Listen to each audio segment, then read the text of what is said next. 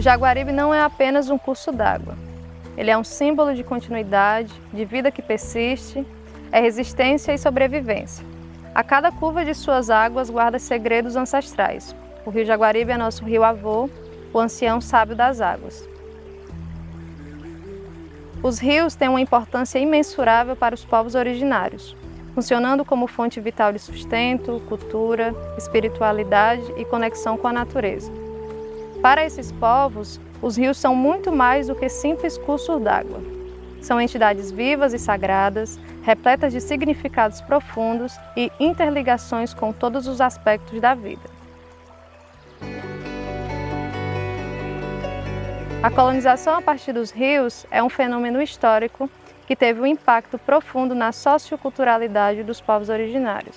Assentamentos coloniais foram frequentemente construídos nas margens dos rios, aproveitando a proximidade da água para o abastecimento. Nesse processo, encontravam os povos originários que, na medida que os brancos adentravam os territórios, eram afastados para as áreas menos cobiçadas e longe dos corpos d'água. Os rios eles têm uma importância muito grande para os povos originários. No Ceará, o rio Jaguaribe ele tem uma grande importância porque é por onde começa parte da história do Ceará, né? A nossa história ela começa meio que de dentro para fora, diferente de outras regiões do Nordeste, né? Então, os invasores, né, com as carroças de boi, com a atividade da pecuária, que ela surge como uma atividade secundária à monocultura da cana-de-açúcar no litoral, ela chega, né, no Vale do Jaguaribe, ela chega ao Ceará através do curso dos rios, principalmente, né, no curso do rio Jaguaribe. Uma das etnias que obteve bastante destaque, né, em termos de resistência, isso não somente, né, na escala Vale do Jaguaribe, mas sim no Ceará todo, vai ser a etnia Paiacu.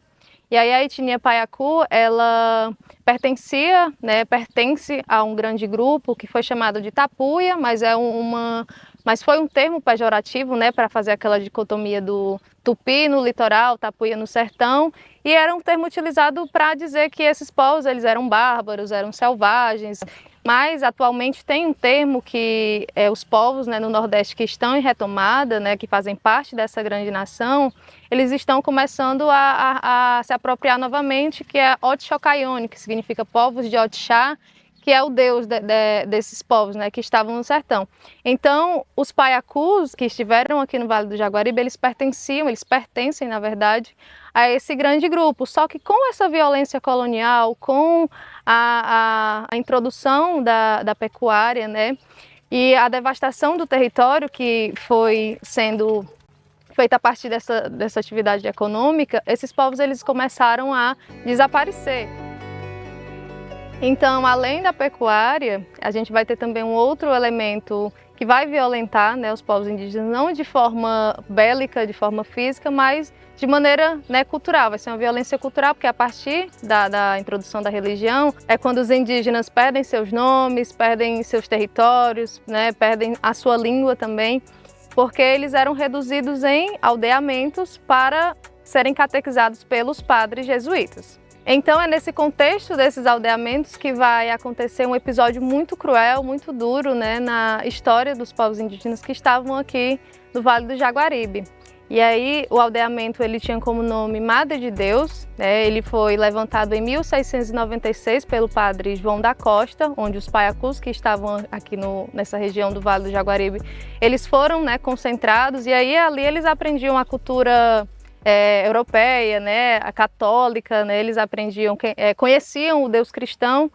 E aí nesses espaços de aldeamento, eles meio que viam uma possibilidade de proteção, porque quando eles estavam nos aldeamentos, eles não podiam ser escravizados, não podiam ser assassinados, violentados, e porque eles estavam sob proteção daqueles padres. Só que um episódio, né, muito cruel vai ocorrer porque Manuel Navarro, que era um paulista, né, que eram homens que eram profissionais em matar indígenas, ele chega até esse aldeamento dizendo que eles estavam, né, num tratado de paz, firmado um tratado de paz e que nada iria ocorrer. E aí naquele momento ele coloca os homens dele para assassinar os indígenas que estavam ali. E aí esse episódio ele ocorre em 1699, fica conhecido como o Massacre do Jaguaribe. E nesse episódio, cerca de 400 indígenas vão ser assassinados e cerca de 200 vão ser levados para outros territórios, como vai ser o caso de Porto Alegre, no Rio Grande do Norte, e outros vão levados para uma região que vai ficar chamada depois de Montemor.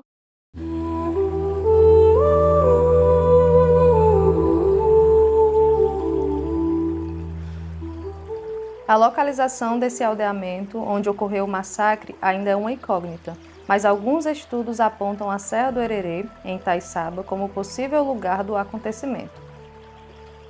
Hoje, este município, ainda atravessado pelo silenciamento dos povos, tem como identidade uma tradição ancestral que entrelaça memória, resistência e cultura, o artesanato da palha da carnaúba. Iolele, carnaubeiras, viemos te agradecer. Eu e minhas coleguinhas estamos juntos com você. Iolele, carnaubeiras, me acompanha até a praça, que vamos te apresentar em todas as casas de arte. E vamos fazer sucesso com a nossa própria arte. Você é mãe de família, brilhante igual a eu. O que é que torna a carnaúba tão valiosa? Porque da carnaúba a gente tira a matéria-prima para a gente desenvolver o artesanato que gera a economia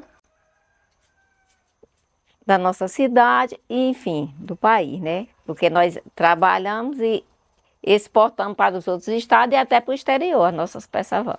Eu morava no Capim Grosso, lá minha mãe já fazia a trança para fazer o surrão para a gente apanhar o feijão e para fazer aquela esteirinha para a gente sentar para almoçar, jantar, alimentar-se, né?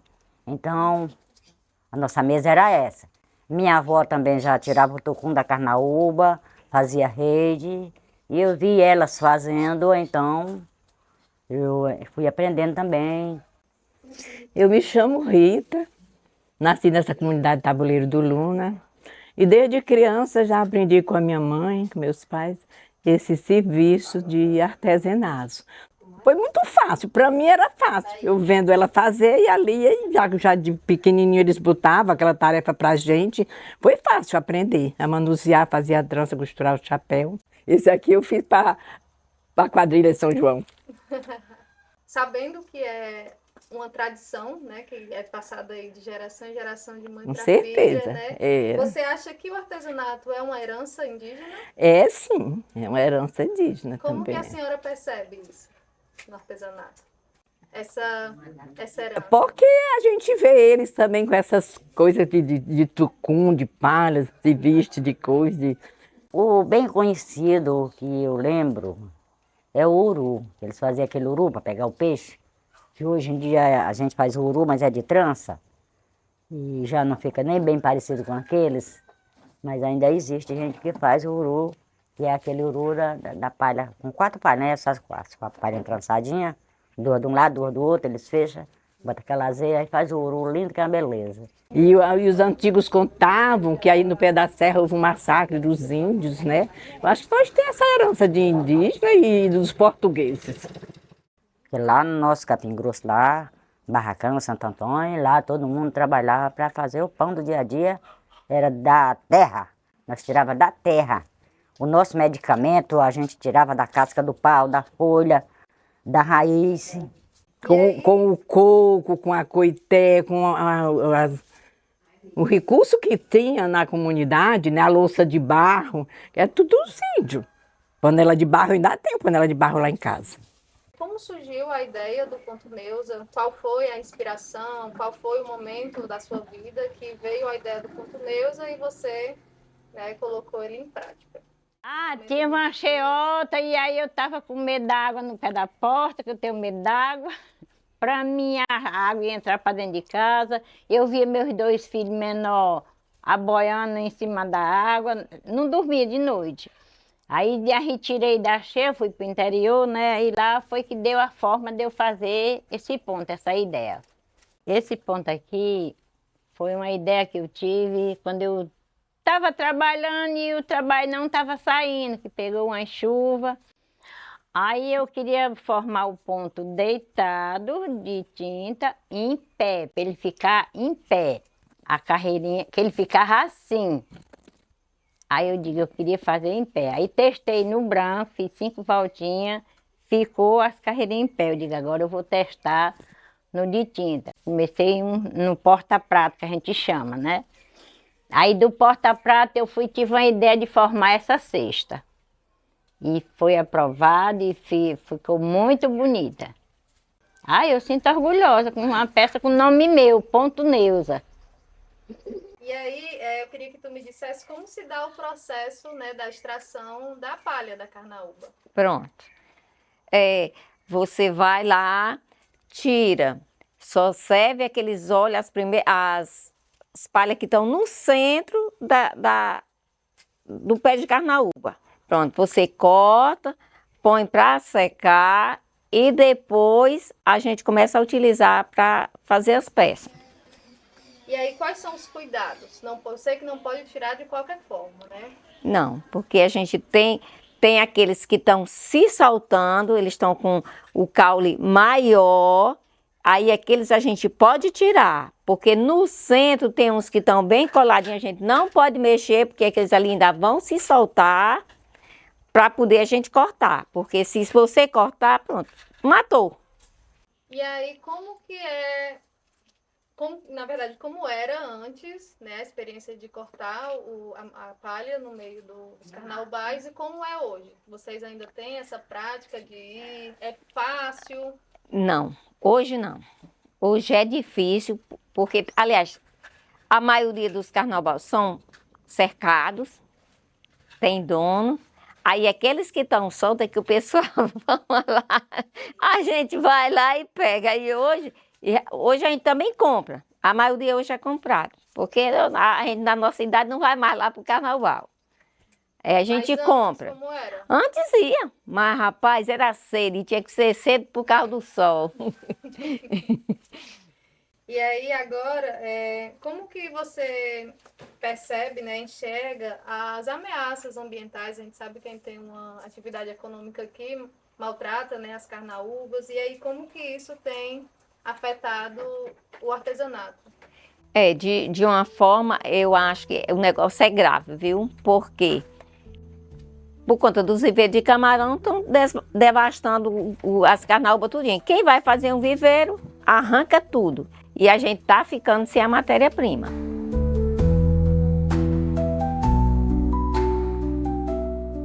Entre as mãos das artesãs, a palha se transforma. Nas fibras trançadas, a memória de um povo se enraiza, cada gesto uma herança viva, cada traço um elo com a terra. Aqui, onde o tempo respira em silêncio, a resistência floresce como as sementes que rompem o solo. Cada cesto, cada trama é um manifesto, é o eco dos ancestrais que nunca cessaram de existir. É o grito sutil de quem, em cada curva de fibra, tece não apenas objetos, mas a própria essência de ser. Resistir é arte, e essa arte, tão antiga quanto o vento, é vida que não se dobra, é luta que jamais se apaga.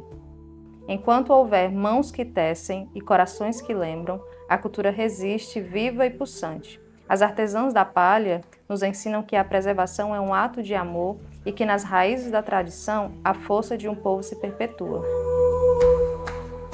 Itaiçaba é território indígena.